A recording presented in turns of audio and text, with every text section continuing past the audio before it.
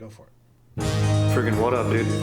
Strider Wilson, and I'm the host of this podcast that's mine, going to be called History is Dank. History is Dank with Strider Wilson. Dankness from the Friggin' what up, dude? Welcome back to History is Dank, dude. I'm your host, Strider Wilson. We got Aaron going beast mode on the sticks, dude. What up, Aaron? What up? Dude, I'm just posted up, dude. Just freaking kicking it with my boys, dude. You know, fired up, dude. Just trying to get a lot of bro hangs in, dude. That's what it's all about these days, dude. You know, summer, dude. Feels like it's winding down, dude. You know, kids are going back to schools. What all my bros are saying, kids are going back to school, gearing up, dude. I'm like, dude, I'm just trying to freaking rage, dude, you know? But raging for me as an adult means, you know, having one Sifco and then trading grill techniques, dude. You know, talking about how we're going to restain the deck, dude. I hang out on a lot of decks, dude. A lot of my bros snipe me, dude. They surprise me with hanging out with another dude. Hey, my neighbor's going to come over. Craig, good guy. Guess what? Craig, dweeb. Always a dweeb. Comes over. He's into some sort of, you know, liqueur. You taste it. Tastes like I licked my own ass. I have to act like it's good. Want another one? Nope. Good excuse. Got to drive. See you later, bro. See you next summer. See you at Christmas break.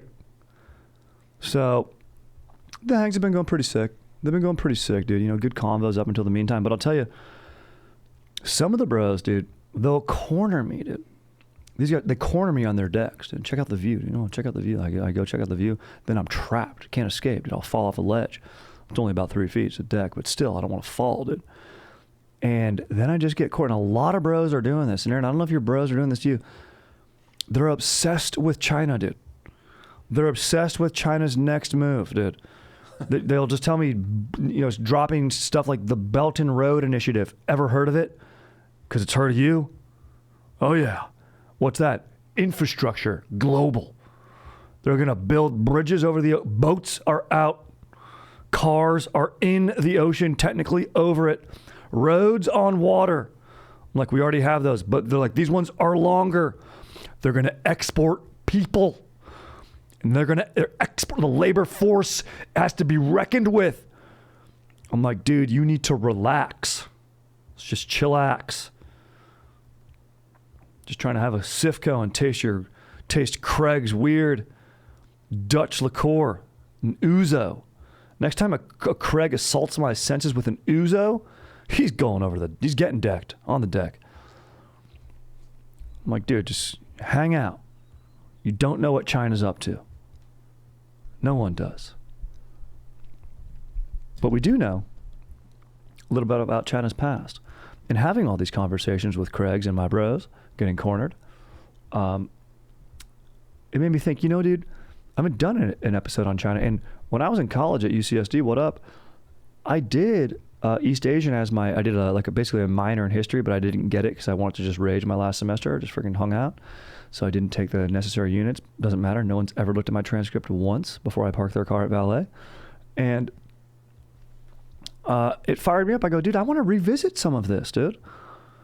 And I go, you know who was a sick-ass ruler that I remember is Kangxi, dude. Kangxi, Kangxi, dude. Sick-ass ruler, dude. And here's the reason. Dude, he was very, very competent, dude. And competency ruling over a vast empire is something to be celebrated. So I'm fired up to talk about this guy and his, you know, the way he ruled. You know, we always talk about military leaders, you know, Genghis Khan, military, you know, raiding and feeding the horde. And this is a little different. There is some military stuff involved, and I kind of want to take that angle based on a sick-ass article that I read. So I'm fired up to dive into this, dude. But before we do, dude, summer, look, it's here. My bros are trying to say it's winding down. It's still here. It's warm, dude.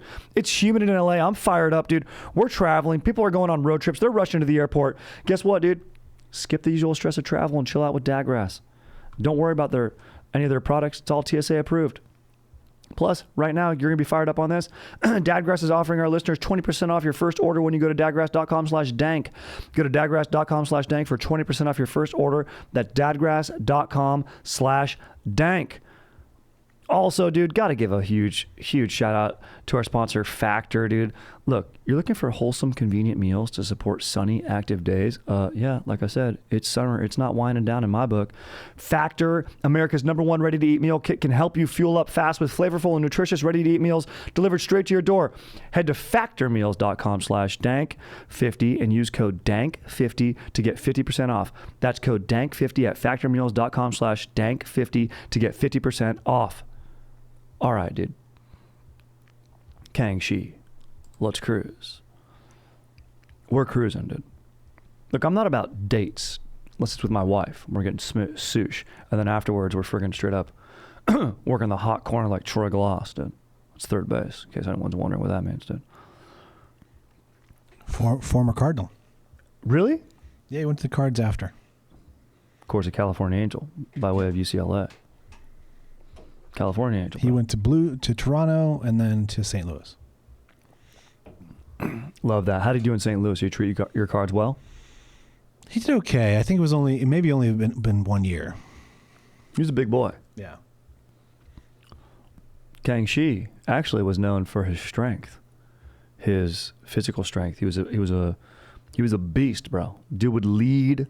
I think he was the only Chinese emperor to lead a military invasion across the Gobi, and he did that at one point. But I was going to say we're not going to focus on necessarily so much his military tactics or anything, but I want to talk about how his military and the way he had it set up helped him turn, basically become a great bureaucrat, help his bureaucracy throughout his empire. And no one's ever been fired up on bureaucracy unless you're Craig on a deck having me try Uzo. Guy loves talking about his budget, and he loves bureaucracies, dude. Dude needs to get the people's elbowed so hard, dude. So here's what you need to realize, dude. This is the Qing Dynasty, Qing Dynasty, right? They took over the Ming Dynasty, all right? They fought a battle, and the Qing Dynasty is Manchurian. So technically, they're not like proper mainland, or that's all on the mainland. This isn't like, although we will go to Taiwan later in this episode, but not like the center, the heart of China here. So technically somewhat of a quote from this article, alien rulers. So what do? What do these Manchurian rulers prior to Kangxi do? They retain Confucianism to set a moral standard that's been around for years at this point, and they have numerous institutions from the Ming Dynasty still intact, although they put their own little flavor on it, and we'll get into that. So these are pragmatic considerations that they're making here, okay, to legitimize their rule. They're saying, look, we're not changing anything. We just fought and killed a lot of you guys, and then now we conscripted your soldiers into our green army, which we'll get into in a little bit. Okay, and then of course they'll have the Qing identity, traditions, including the distinctive military values that I want to get to in institutions. So they want to preserve cultural heritage, at least present that way, but I think they do. And it all starts with the military, but then this military, how does that affect economic behavior, social activities, popular culture even? Okay, there are any sick ass. There's sick-ass poems being written at this time. Dude, any sick-ass beats being dropped. You got to imagine there was dudes beatboxing. Aaron, beatboxing has to go way back. I would think so. It has to go back. Form, yeah. Dudes in the cave. I mean, a cave has a sick echo. Caveman, what are you doing? You're in a cave, dude. You're going to be doing that. Okay? I'm just saying. I don't have the proof, but try to prove me wrong. So the time that we're talking now is about the Qing Dynasty. There's a lot of dynasties in China. The Zhou, Qing, I think I forget which one unified it. Qi Dynasty maybe. I'll have to look that up. But the Qing Dynasty, fun fact, is actually the last emperor of China, which is a pretty sick ass movie. If you're looking to catch some Z's, you better put that movie on. You're going to be out, dude. If you got insomnia, you put on Last Emperor, dude, you're going to be out. Me, loved it. Great movie, charming performance. by the kid that plays the young emperor, and good little, some good twists at the end. You get your boy, I think Peter O'Toole in there. Very sick ass movie, visually very stimulating movie. Takes place in the Forbidden City, and Kangxi came up the same way that emperor did. Kangxi, he came into, let's talk about the guy we're talking about already today. Why don't we? He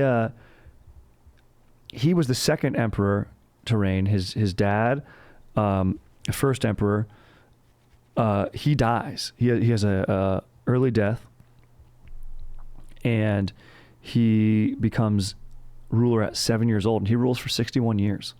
So a long, long time, and a successful rule, and sets up through his military, his bureaucracy, which I don't want to hit us over the head with that too hard, but I got to set the thesis now. It's the beginning, after all. For a long reign, and just for all the rulers that followed up until modernization and Mao and Chiang Kai-shek, everything later on. But we're not going to get into that on this freaking ep, dude. What he does do, Kangxi, he adds territory to the empire. He expands first. He inherits, expands, and then I guess you could say betters. And his dad, Shunji, maybe Shunji, he dies of smallpox, age 23, February 1661. And then also you have to, if I say a different name, Kangxi has three different names. Very common at this time to have a name prior to your being emperor. Then you get a name when you become emperor, and then posthumously they give you another emperor. Kangxi is his posthumous name. It means peaceful harmony in Manchurian. Also, you got to realize, China, huge empire, very difficult to unify. A lot of difficult terrain to navigate here. Invaders on all sides. And then if you still go to China today, tons of different dialects. I took Chinese in college. Terrible at it, dude. My Chinese name, Da Lin. And I'm terrible at it, dude. Wa Xi Huang Pi Jiu. That means I like beer. Fucking what up, dude? What up? It's the only thing I remember, dude. That and xie xie ni, which is when someone pops me up in a beer, I go, and then I say freaking gang bei. It means freaking bottoms up, dude. Let's go, dude. Pounding brews when I was out there, dude. And freaking, he's got 5 brothers, dude, but he's actually the second son, but he's chosen, and he's organized by these, and this is where the movie The Last Emperor comes into effect. You got these 13 offices. They're organized by eunuchs, dude. Eunuchs, when you got your dick cut off, very brutal procedure, and eunuchs would keep their dick and balls in a jar because when they went to the afterlife, they would want to have that with them to be with their ancestors and everything. But in order to increase your social status and provide for your family, you literally have to cut your dick off and your balls off sometimes. It was a very dangerous procedure, painful, as you could imagine. And a lot of times it would be heavily, a lot of fatalities. But, you'd have the eunuchs in there because, that you don't want any of these guys canoodling with the emperor's concubines and ladies. And the imperial city is a episode into itself, how it was run there, or the Forbidden City. And anyway, dude, this is a Ming tradition to have these things, these 13 offices run by the eunuchs, the emperor's boys. Once Shunji dies, Kangxi's dad, once he dies, his boys, Shunji's boys are like, all right, dude, his main bros, his main eunuchs are like, all right, dude, we're going to freaking sort of be in charge here. It's 4 main bros. We're going to raise up Kangxi. They raise him up finally when he becomes 13. They're like, okay, you can sit in on meetings. And he just from the get-go is just being an absolute fucking beast, dude, because one of Kangxi's personality traits is the dude loved to read. Dude was curious, dude, had an intellectual curiosity, dude, could retain information, never wanted to stop learning up until the day he said later to his empire, dude, and cruised up with his ancestors like he believed. So they would gain access to power, and they sort of limited these powers. They said, they go, okay, we'll keep some of these eunuchs around. We'll have eunuchs here, well, that's chill. You bros can hang out, but we're going to reorganize some shit, dude. Okay. It's not going to be these 13 offices. We're going to cruise these. We're going to cut these offices in half. We're going to get down to about 6 offices, and we're going to do things how we do things. So changes already start. okay, internally. So externally, we need to focus on his actual acquisition of power. His boys sort of repurposed this office for him in more of a Manchurian way that they like to run things. Put their own boys in there. That's kind of how you do it. And so they don't have many Manchurian candidates? Many Manchurian candidates. You better believe. All the candidates were Manchurian for those posts.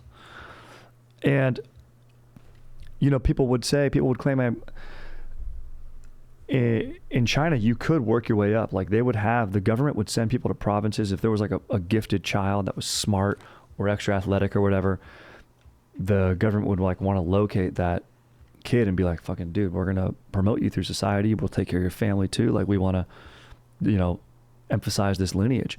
Everyone else, tough luck, right?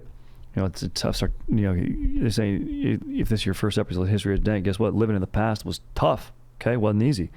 So, by putting these Manchurian candidates, if you will, in posts throughout the empire, but also in the Forbidden City, it did limit vertical access to, the Chinese, but also Kangxi never did raise any taxes, and he was waging war, and that's what we're going to get into right now. And because we have to get into his acquisition of power, and how do you do it as an emperor? You gotta gain land. You gotta get rid of any general or standing army or foe. They gotta go. Okay, so let's put this into we're operating around 1600s. You've got those muskets. You know what I mean? This is not too. You've got those muskets that have those barrels that have like bells on them, not very accurate. You've got gunpowder, some cannons, also swords still going on. Very, very gnarly type of warfare. To put it into perspective, in the entire American Revolution, the Continental Army had 231,000 men serving. Never more than 48,000 at any one time. Okay? In China, with Kangxi, his Green Army had 600,000 men. Those are guys that he conscripted from when they conquered the Ming to then conquer China. And also 200,000 bannermen. So 800,000. This is definitely the largest army in the world at this time. Larger than a lot of armies that countries have today. I mean, I was going to say. Massive. The scale is, my boy Dan Carlin says, he goes, think of China, you hear the numbers there, and the scale is always just insane of what's going, like just so big. You've got so internally, this is like internal, right? I'm going external, we're expanding, but internally, first you got to take care of the home front, right? There's these three kings, this guy Wu Sangui of Yunnan, Sheng Keshi of the Guangdong, which actually was a province that I stayed in, and Gang Jaimao, succeeded by, these are all Chinese warlords. I'm not going to get into that succession thing. It doesn't matter. Chinese warlords with powerful firearms. They were welcomed into the Manchurian camp, right? So welcomed in by Kangxi before the Manchu conquest that we're about to get into in 1644. They're welcomed in. So Kangxi's smart. He's a politician. He says, guys, you're going to be with us. Let's even increase our numbers. So you got to think with their armies. I didn't look at the numbers, but they're over probably 1.5 million at this point. Guys, hang out. It's all good. Looks like Kangxi took a page out of Lincoln's book, or Lincoln took one out of his book, because he says, keep your enemies closer. Guess what? It's a fucking fake out, dude. These emperors, but not even a fake out. It was a fake out by the main guys, Wu Sangui. He was like the main threat. He had the most formidable military strength. And Kangxi knew that he would not just retire. He's like, look, I know this guy. Why is he's a king right now. He's been called a king down there that's more towards the south. Manchuria is more towards the north. He's been known as a king there. You don't step down from being king. You step into your grave, or you eliminate other kings. That's the only way you become a king. The only way out's in a friggin' box, bro. Okay? So but he also appears smart in front of his court. And he goes, look, I'm being resolute. I want peace. I want to bring them in. Let's incorporate them. We'll bring them in the empire. We'll increase our resources. There's Mongols, the freaking Mongols want to cruise over. It's going to be gnarly. Also, he's famously known for not manning the Great Wall anymore. Of course, he had a few strategic outposts still there, but he really takes a lot of guys off that and wants to work on more infrastructure later on, which we'll get into. But he goes, let's just all focus up. We got foreign threats. There's also something called Sinocentrism, which is all about, that's why there's a Great Wall. A lot of empires, they expand out. China could have had technology to go, colonize and go sail the world and discover the new world. They had better boats earlier, like hundreds of years earlier than the West did, but that wasn't their goal. Also, a lot of internal struggles going on too, many factors there. But fucking, dude, Shang Wu, let me look up his name, I don't want to get it wrong. Wu Sangui like, fucking dude, psych, bro. We're fighting now. Guess what, dude? Little does he realize Kangxi's actually a badass fighter. He's known for being a good-ass archer, too, which is pretty sexy. That's a sexy thing to be good at on the battlefield, is archery, dude. He's on a horse, freaking archery style, Mongolian style, dude. He's up there on the steppe, Manchuria, dude. The Eurasian steppe up there. People of the plains, dude.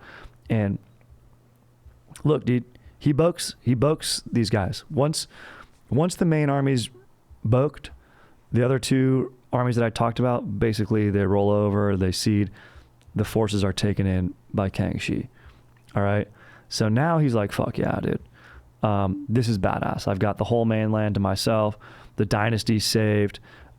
Genius military strategy, dude. He's an absolute beast. These other guys, their heirs die. Probably some are killed off too. I mean, let's be honest, you don't stay on top without doing a few gnarls, Barkley things. So in any case, the revolt and the political unease is settled, okay, just through beast mode. Now, to Taiwan. Okay, you got the Zheng family in Taiwan, right? Zheng. Been there for generations, dude. They're known as a sea power. If this is Game of Thrones, they probably have a sick-ass squid on their gear. They have a sick-ass emblem of something tight, maybe a fucking shark breaching the water, something sick would be on their gear.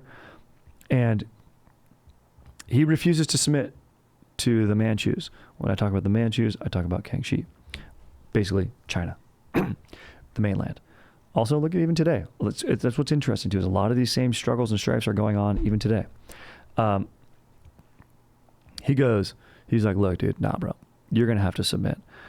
Turns out, you also need a little bit of luck. You got to do things a little bit dirty, but sometimes you need a little bit of luck. There was like a disease outbreak in Taiwan, and also, with the West, Kangxi strikes a deal. He's smart to like not export there as much, tries to, block Taiwan from getting resources, forces people into the middle of the island. People are living on top of each other, not exactly healthy. Then weather conditions change, and he's actually able to get his forces across Taiwan safely. Also, and while everyone's in the main, not on the coastal part of Taiwan, but on the inner islands, they're not able to defend as well. And then once, the much larger force that I just mentioned is on Taiwan, Zhang just surrenders, dude, and it gets incorporated into the province of Fujian. Freaking gnarly, dude. Okay, dude, gnarly. So this is how he's coming to power. It's all through military, bro. Okay, was my focus. A lot of people just talk about his sick ass stuff, and don't worry, we're gonna talk about a sick ass canal that he built. But first, we're gonna have to get into the north. Another external threat, dude. The Russians, dude, up in Siberia, dude. But before we get into that, once again, dude, have you ever just been too damn high? We've all been there. I've been there. Today's weed, finding your perfect dose, can be a dangerous game, dude. It's a game I do not like playing. That's why you got to light with the weed of yesteryear, so you can chill out like they did back during the summer of love, dude. Dadgrass is reviving the pleasure of the casual toke. I'm all about their pre-rolls, dude. This summer I've been kicking it on my balcony. Honestly, dude, we got a little summer rain today. I enjoyed one during the summer rain. Just watched the rain, dude. Enjoyed it, dude, out there. It's the only thing better than being on a balcony, enjoying a nice pre-rolled dadgrass, watching the rain, is working out in your garage in the rain and letting another dad see you do that. Very nice things. Also, this is pretty sick if you're traveling this summer. Like I mentioned earlier, all Digress products are federally legal for ages 18 and over, and it ships right to your door anywhere in the U.S., and it's TSA approved. Love that. So, I mean, hop on those pre-rolls. They got, tinctures, other things that you're looking for. Check out Dadgrass. I mean, right now, you're going to want to do this. You're going to want to go to Dadgrass because they're offering our listeners 20% off your first order when you go to dadgrass.com/dank. Go to dadgrass.com/dank for 20% off your first order. That's dadgrass.com/dank. Also, dude, look, we're in the summer. According to my bros, it's winding down. It's not, dude. Especially here in LA, dude. It stays nice and sunny. It stays active for a long time. We got great weather. So wherever you're living, you're going to want to be active. Plus, if you're busy, you're running around, you're working. So stay active. Don't let, having to make a meal slow you down. That's why you got Factor, America's #1 ready-to-eat meal kit. Can help you fuel up with fast, flavorful, and nutritious ready-to-eat meals delivered straight to your door. You'll save time, eat well, and stay on track reaching your goals, which for me is to not hang out with dudes named Craig, okay? I'm getting cornered by Craigs, but guess what, dude? These Factor meals, me and my wife, look, we love cooking together, but guess what? Every once in a while, we want to just watch a show, take a meal over to the couch. Factor, ready to eat, heat it up, and they're delicious, packed with flavor. I had a chickpea green curry Factor meal, delicious flavored rice, coconut lime flavored rice. It was amazing. I was like, dude, I feel like I'm eating out right now, but I'm eating in at my house. I freaking loved it. Good ingredients, dude. You got broccolini, leeks, asparagus, healthy stuff. Me and my dank fiance, wife, what am I saying? We do the veggie options, but they got good meat options. Shrimp risotto, which actually we would do. Green Goddess chicken, sounds delicious for me to have on my own. Grilled steakhouse filet mignon. Thank you. Yes, please. So get yourself a pack. I loved them. I even got the smoothies. Delicious smoothies. Strawberry banana ones, mango ones, hydrating. Loved them. So good. So right now, head to factormeals.com/dank50 and use code dank50 to get 50% off. That's code dank50 at factormeals.com/dank50 to get 50% off. Delicious, dude. All right. Externally, dude. Russians in Siberia, dude. You got something called the Amur River Valley, dude. Okay. Was outside, this is a river. This is a borderland. Rivers are what define borders. Okay. In these times. Natural barriers, right? Deserts, rivers, mountains, oceans. Fucking sick. Great walls. Not natural. So the fortress, there's some fortresses out there called Albazin and Nachinsk, right? And before Kangxi's reign, these were abandoned by the Russians, but Russia decides to go ahead and restore these fortresses, 2 of them, dude, and building more. Kangxi goes, fuck that, dude. And he deals them, guess what he does, dude, according to this article? He prepares to deal them a blow, okay?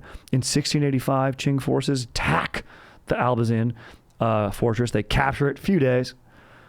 Okay, they capture it using cannons, dude, sieges, it's not really sieges because it's a few days. They do that later on. But anyway, they force it. Then they go into siege mode on the other forces. And they then, becomes diplomacy, dude, right?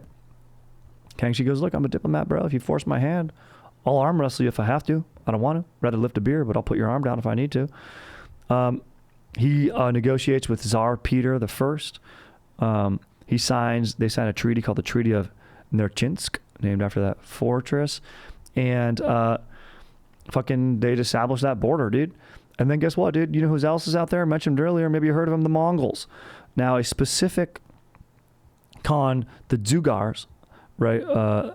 It's the outer Mongolian Kalaks is what they call them, and you have these Dzungars that are they're cruising around, dude. He's freaking this guy. His name's Galdan Bushkt, right? I'm probably saying that wrong as hell, but he's more aggressive, right? Wants to cruise out, conquer territory. Some other different Mongolian tribes are kind of just like, nah, dude, we don't want to roll with this guy.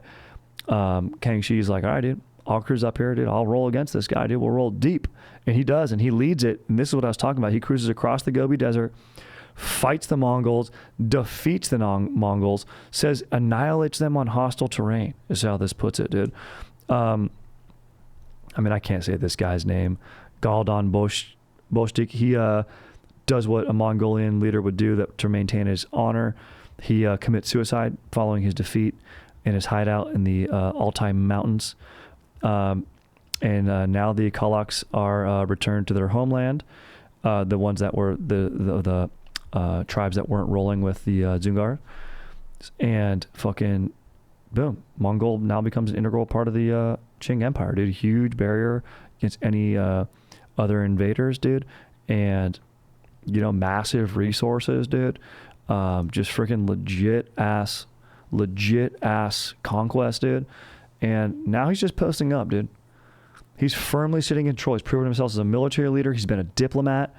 Now he's like, look, dude, let's look inward again, okay? I looked inward first. Well, really, my dad's 4 boys helped me, you know, create a sick ass, boke some of those eunuchs. Now that those eunuchs got boked, we're ruling the empire how we want.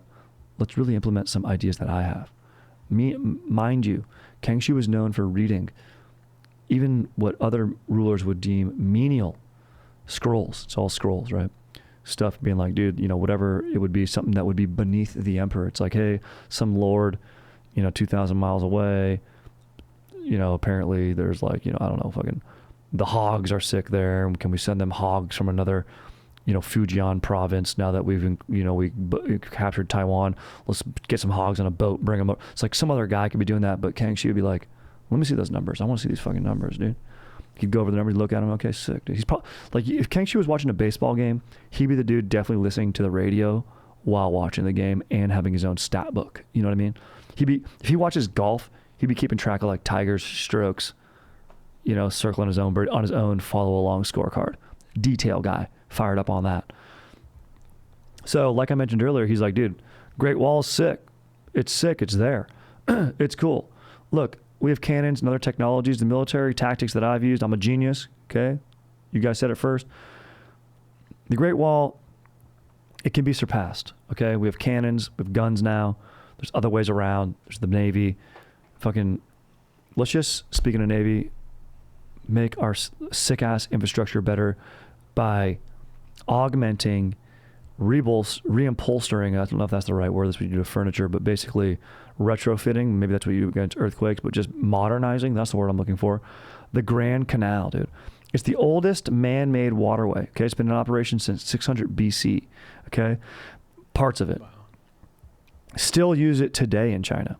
He extends these series of waterways, eastern and northern China, linking Hangzhou and Beijing and connecting rivers. The main rivers like the Yangtze and Yellow River, known as the Huanghe. He connects these all, so it's, they call it one Grand Canal, but it's really a series of multiple canals and waterways. But that's the primary mode of transportation and getting goods and resources throughout your entire empire. Also, another reason he didn't even increase taxes to do this. Now, something that my buddies who corner me on the couch say, and what he did do that helped him not increase taxes was, Aaron, he had something called slave labor. Oh, yeah. Which a lot of emperors do. And so we cannot overlook that. That'll fix most financial problems. He solves a lot of his financial problems. He's celebrated for that. A lot of dudes, my conservative dudes who are really afraid of China, they'll point to that. They didn't raise taxes. Well, there was other things they did. Yeah. Those methods exactly I don't think are going to be signed off on. So criminals would be forced into labor, all that type of stuff. Drowning in the canal. Sounds familiar. Yep. Yeah, exactly, dude. So very gnarly. And it remains a chief waterway through, up until today, like I said. He just has all sorts of dank admin, dude. Hey, guys, just be careful, because I'm about to hit you. Maybe buckle up if you're driving, or hold on to if you're riding on a subway or something, and you got the episode downloaded, and you got sick-ass Wi-Fi, elite Wi-Fi, and you're streaming. Hold on to a rail, because I'm about to hit you with some dank admin. Like I mentioned, he was a detail guy. cruised the Yangtze River 6 times just to check on financing down there, dude. Used his private funds to do it, dude. Very frugal guy in his court expenditures, dude, and, you know, didn't want anything. Small number of eunuchs and court ladies, which means wives. Smaller than even, still multiple. Let's see. He wanted to freeze taxes for like all current citizens. He did want to raise taxes. They had to be clear. But if you were a current citizen, when he did this, he goes, I will never raise it on you if you're a citizen now. But anyone who comes in, it's going to get raised on them. So, grandfathered in. Basically country club style. Let's see. Let me hit you with some more sick ass stuff, dude. Builds 4 ports for coastal trade, right? Exporting products such as tea, silk, China wares. Okay? He really was bolstering, like I mentioned, the culture, internal activities, dude. He wanted to have games and during peaceful times, stimulated competition, dude, you know, wrestling, all that type of stuff, dude. Martial arts, sick ass shit, dude. He was always fond of learning, dude. He wasn't against outsiders, dude. Look at it. He didn't even care about the Great Wall. He's like, dude, he loved education, and he actually got what was it called? Malaria, and this priest saved him, dude, this Catholic priest. And previous rulers were like, nah, dude, we have our own religions here. We don't need to hear about your Catholicism, dude. Get out of here. We're doing fine. We've been getting along for centuries. Don't worry. Actually, millennium. Get out of here. But Kangxi's like, no, let's hear something. These guys are kind of smart, dude. They fucking know about geometry and shit. We do too, but let's trade some ideas. So he's learning geometry, dude. He's learning, you know, philosophy, dude. All sorts of sick shit from Dank, from the Jesuits, dude. He invites even other missionaries. Like, there's orders of the Catholic Church. You get Franciscans, you know, you got the Dominicans, you got the freaking Augustinians, dude. The Jesuits were his favorite, though, because they weren't as hardcore with being like, because China does believe in their ancestors and like that afterlife. The other orders kind of took there was like more of I think there was a papal decree by like Clementine the First or whatever, the 13th actually, Pope Clement or something like that. And he's like, dude, nah, bro, if the emperor doesn't, you know, go against his ancestors and just say in the afterlife it's with heaven and God, then he's not going to be, we can't have him, like, he's just basically being like, nah, dude. And then Jesuits are like, nah, dude, to the Pope. And they stay there and they learn and trade ideas. And then Kangxi goes, all right, dude, other orders later, get out of here. Another more vicious ruler could have murdered him. Also, what you have to say about Kangxi is,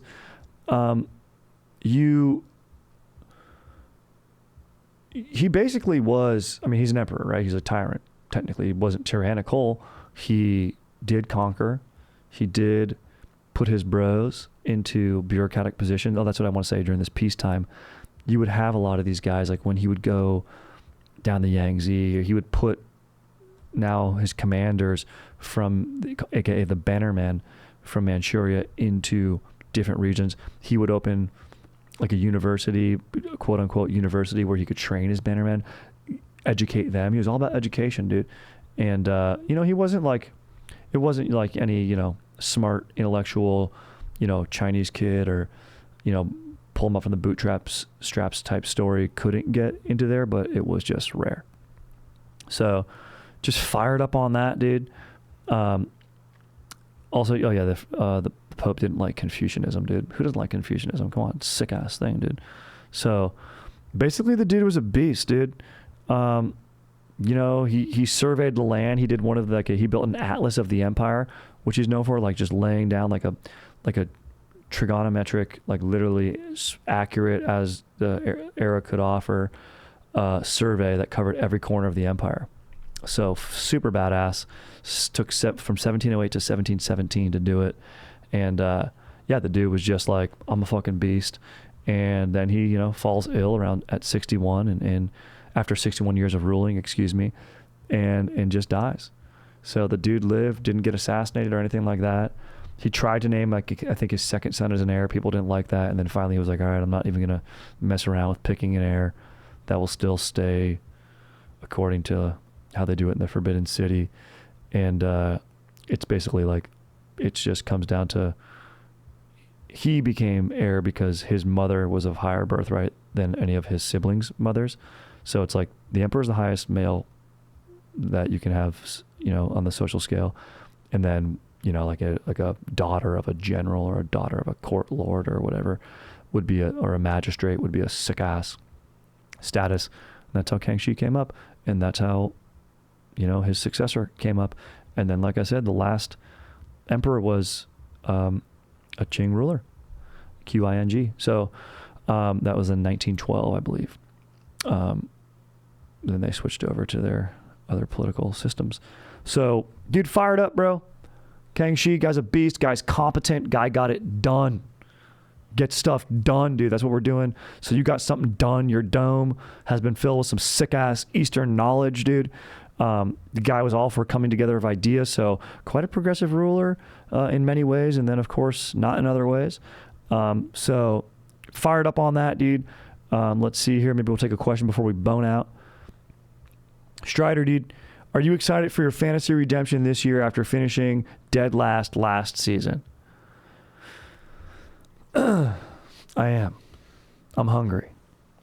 I'm very hungry, and I'm inspired by Kangxi. I'm not going to give up. I'm not going to roll over. I'm going to go out there. I don't get a keeper, so I'm playing at a disadvantage.